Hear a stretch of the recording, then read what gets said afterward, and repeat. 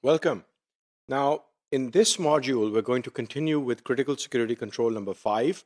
This is the second part of controlled use of administrative privileges. And here we are. This is the overall structure as we have reviewed before.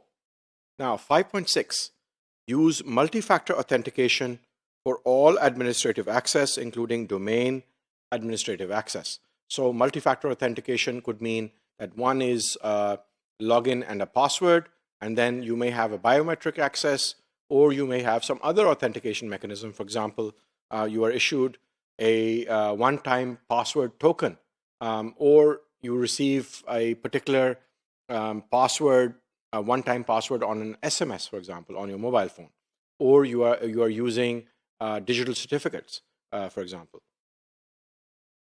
Multi-factor authentication can include a variety of techniques to include the use of smart cards, certificates, one-time password tokens, biometrics, or other similar authentication methods. Where multi-factor authentication is not supported, user accounts shall be required to use long passwords on the system longer than 14 characters. Administrators should be required to access the system using a fully logged and non-administrative account. So this is very important. What we're saying here is, I'll repeat that, 5.8, administrators should be required to access a system using a fully logged and non-administrative account.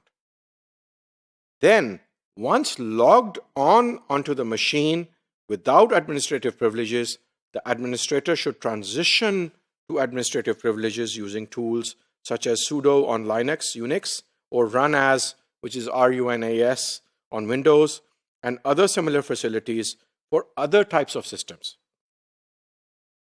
Administrators shall use a dedicated machine for all administrative tasks or tasks requiring elevated access. So as you can see, there are two types of instructions.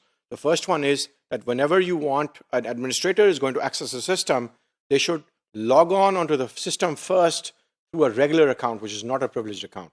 And then they should elevate their access to a privileged level.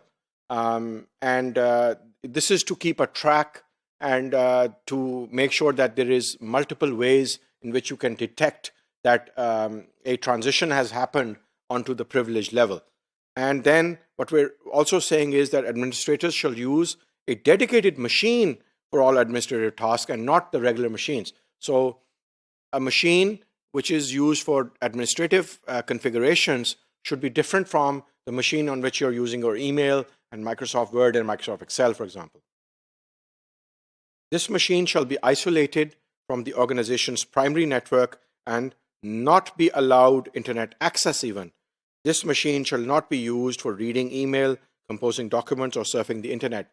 And the reason for that is that if someone gains access to this machine, which is being used for privileged access, then it could compromise the entire network. So some very good rules and very good suggestions on how we should control the use of administrative privileges.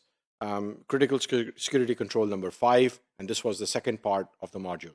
Thank you very much.